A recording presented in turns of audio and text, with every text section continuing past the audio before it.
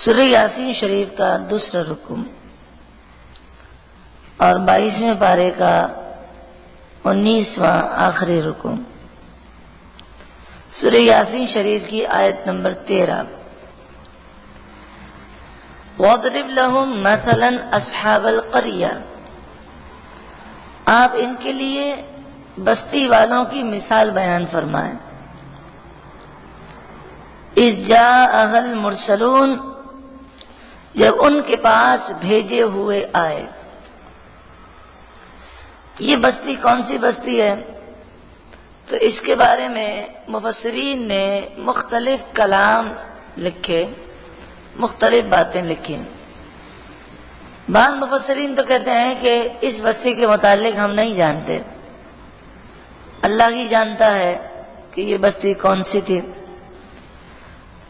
اور مرسلون کے معنی وہ کرتے ہیں رسول، اور کہتے ہیں کہ یہ عام مبلغ نہیں تھے بلکہ رسول تھے جو ان کے پاس آئے تھے۔ اور وہ کہتے ہیں کہ جو قرآن میں واقعہ لکھا ہے ہم اتنا ہی جانتے ہیں، اس کے علاوہ کوئی تفصیل نہیں جانتے۔ لیکن بعض دیگر مفسرین کا یہ کہنا ہے کہ یہ جو بستی تھی یہ انطاکیہ نام کی بستی تھی، اور یہ عیسیٰ علیہ السلام کے بعد کی بات ہے۔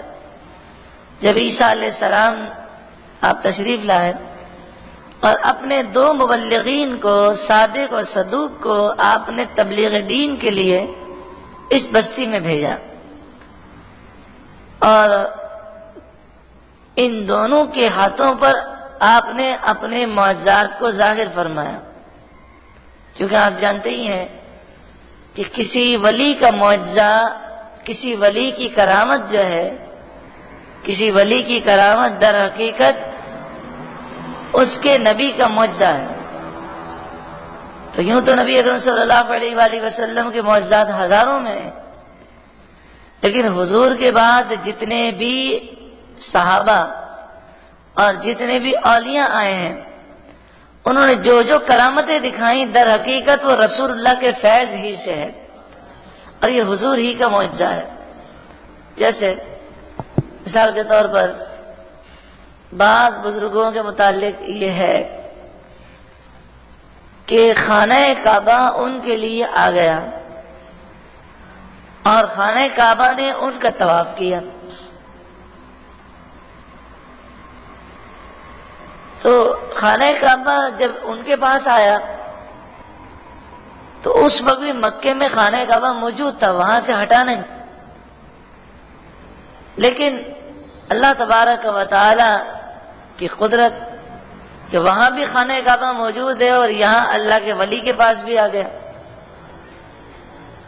تو اب کسی کے ذہن میں یہ شاید سوال پیدا ہو کہ رسول اللہ صلی اللہ علیہ وآلہ وسلم کے بارے میں ہم نے تو کوئی روایت ایسی نہیں پڑھی کہ حضور کی خدمت میں کبھی خانہ کعبہ پیش ہوا ہو اور اس نے حضور کا طواف کیا ہو۔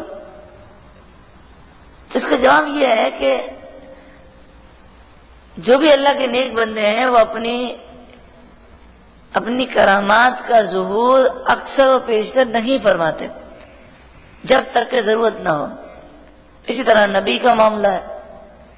دوسری بات یہ ہے کہ کسی ولی کی خدمت میں خانہ کعبہ کا آنا تو یہ ولی کی کرامت تو ہے، لیکن در حقیقت رسول اللہ کا معجزہ ہے، تو یہ حضور ہی کے معجزات ہیں۔ حضرت غوث اعظم رضی اللہ تعالیٰ عنہ نے مردے زندہ کیے، اور اس کے بارے میں روایتیں متواتر ہیں، یعنی مسلمانوں کا بہت بڑا گروہ ہے جو ہر دور میں ان روایتوں کو بیان کرتا ہے۔ تو حضور غوث اعظم کا مردے زندہ کرنا یہ در حقیقت رسول اللہ کی کرامت، یہ رسول اللہ صلی اللہ علیہ وآلہ وسلم کا معجزہ ہے۔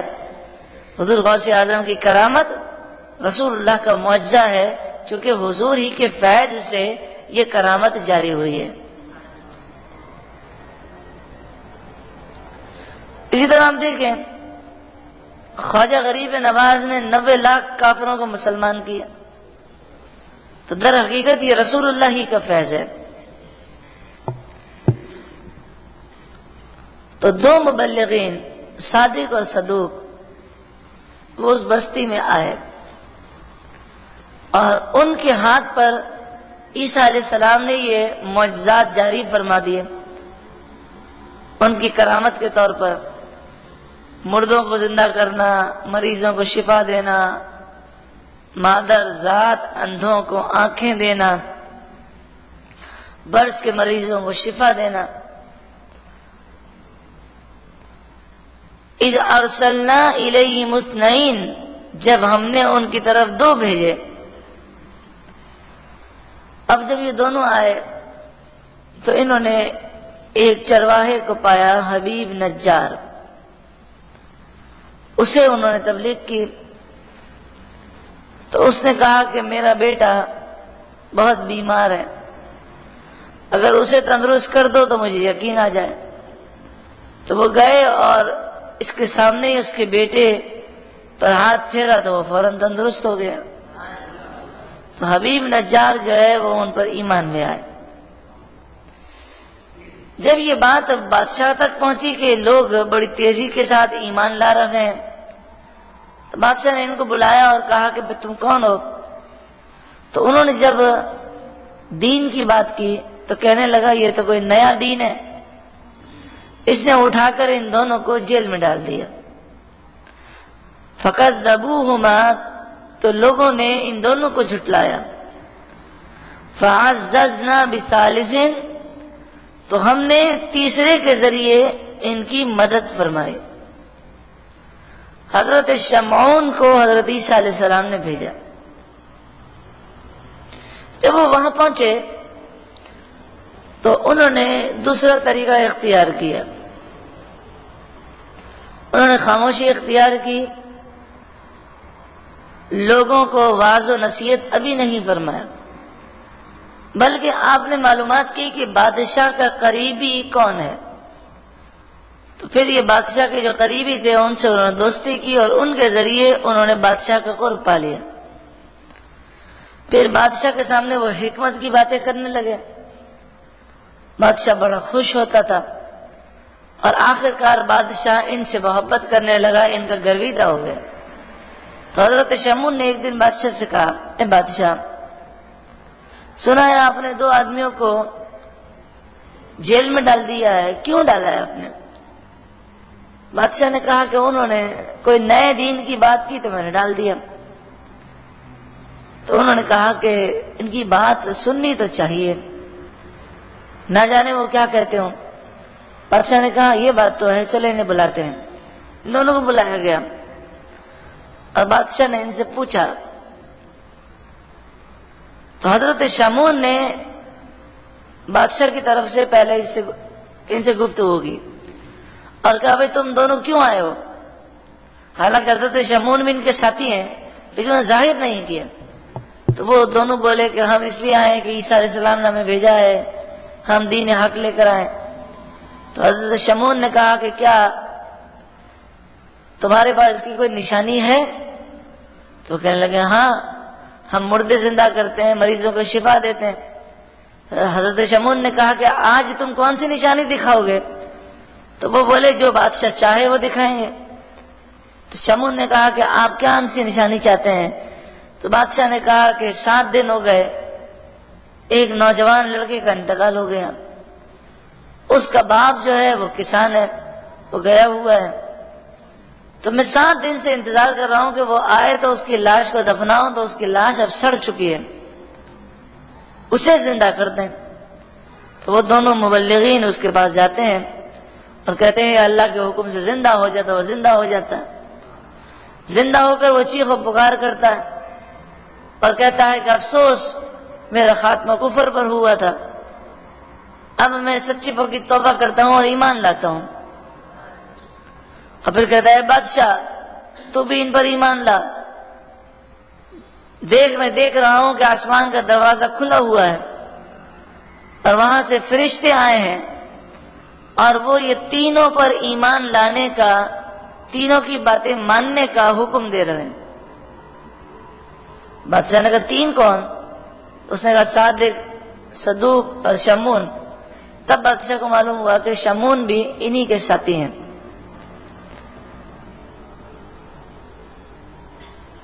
فَعَزَّزْنَا بِثَالِثٍ، تو تیسرے کے ذریعے ہم نے ان کو قوت دی۔ اب بادشاہ نے اسلام لانے کے بعد اپنے وزیروں مشیروں کو سمجھایا، اس میں سے بعض وہ ایمان لے آئے۔ اب بادشاہ نے حکم دیا کہ آپ پورے ملک میں پھیلیں اور دین اسلام پھیلائیں۔ تو وہ ملک کے چپے چپے جاتے اور دین اسلام کو پھیلانے کی کوشش کرتے۔ فَقَالُوا إِنَّا إِلَيْكُمْ مُرْسَلُونَ، وہ بولے بے شک ہم تمہاری طرف بھیجے گئے ہیں۔ قَالُوا مَا أَنْتُمْ إِلَّا بَشَرٌ مِثْلُنَا، لوگ بولے تم تو محض ہمارے جیسے بشر ہو۔ وَمَا أَنزَلَ الرَّحْمَنُ مِنْ شَيْءٍ، اور رحمان نے کوئی بھی چیز تم پر نازل نہیں کی۔ إِنْ أَنْتُمْ إِلَّا تَكْذِبُونَ، تم تو صرف جھوٹ بولتے ہو۔ قَالُوا رَبُّنَا يَعْلَمُ إِنَّا إِلَيْكُمْ لَمُرْسَلُونَ، وہ مبلغین بولے ہمارا رب خوب جانتا ہے بے شک ہمیں بھیجا گیا ہے۔ وَمَا عَلَيْنَا إِلَّا الْبَلَاغُ الْمُبِينُ، اور ہم پر صرف واضح پہنچا دینا ہے، تم عمل کرو تو تمہارا بھلا اور تم عمل نہ کرو تو تمہارا نقصان۔ قَالُوا إِنَّا تَطَيَّرْنَا بِكُمْ، وہ بولے بے شک ہم آپ کو منحوس سمجھتے ہیں، کیونکہ جب سے آپ آئے ہیں بارشیں بند ہو چکی ہیں، عورتیں بانجھ ہو چکی ہیں، روزی میں برکت ختم ہو گئی ہے۔ لَئِن لَّمْ تَنْتَهُوا لَنَرْجُمَنَّكُمْ وَلَيَمَسَّنَّكُمْ مِنَّا عَذَابٌ أَلِيمٌ، اگر تم باز نہ آئے تو ضرور بضرور ہم پتھر مار مار کر ہلاک کر دیں گے، اور ضرور بضرور تمہیں ہماری طرف سے دردناک عذاب پہنچے گا۔ قَالُوا طَائِرُكُمْ مَعَكُمْ، وہ اللہ کے نیک بندے بولے کہ تمہاری نحوست تمہارے ساتھ ہے، یہ ہماری وجہ سے نہیں ہوا، بلکہ تم نے حق کو جب قبول نہ کیا تو اللہ کا غضب تم پر نازل ہوا۔ اَإِن ذُكِّرْتُمْ، کیا اس بات پر تم بدکتے ہو، یہ بات تمہیں بری لگتی ہے کہ تمہیں سمجھایا جاتا ہے؟ بل انتم قوم مسرفون، بلکہ تم حد سے بڑھنے والی قوم ہو۔ قوم جو ہے جب یہ سنا اس نے تو وہ ان مبلغین کو مارنے لگی۔ غاروں میں وہ چرواہے حضرت حبیب نجار عبادت کر رہے تھے، جب انہوں نے دیکھا اور سنا کہ قوم نے مبلغین کو گھیر لیا ہے اور وہ آج انہیں شہید کرنا چاہتی ہے، تو آپ غار کو چھوڑ کر دوڑتے ہوئے ان کے پاس آئے۔ وَجَاءَ مِنْ أَقْصَى الْمَدِينَةِ رَجُلٌ يَسْعَى، تو شہر کے دور کے کنارے سے ایک مرد یسعی دوڑتا ہوا ہے۔ قَالَ يَا قَوْمِ اتَّبِعُوا الْمُرْسَلِينَ، وہ بولا اے میری قوم رسولوں کا کہنا مانو، ان کی پیروی کرو۔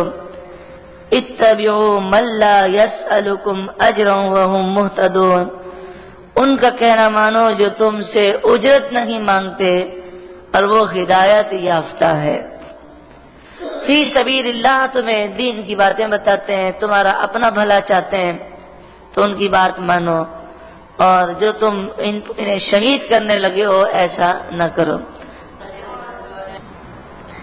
23ویں پارے کا آغاز ہے، الحمدللہ 22 پارے مکمل ہوئے۔ الحمدللہ رب العالمین، الحمدللہ الحمدللہ۔